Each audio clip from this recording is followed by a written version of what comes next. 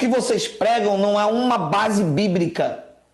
Olha, eu nunca achei uma base bíblica para a fogueira santa, e é o maior sucesso nas igrejas neopentecostais.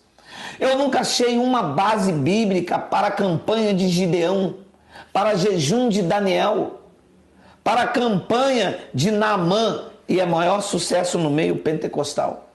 Eu nunca achei uma base bíblica para essas manipulações, para esse toma lá da cá, para essa ladroagem, para esse acharcamento que se faz em nome de Deus.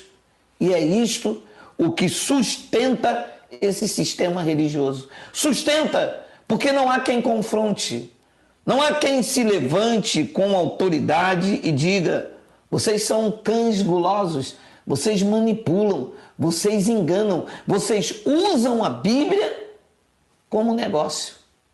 O Deus deles é o ventre. Vê como há necessidade de pregar as epístolas de Paulo.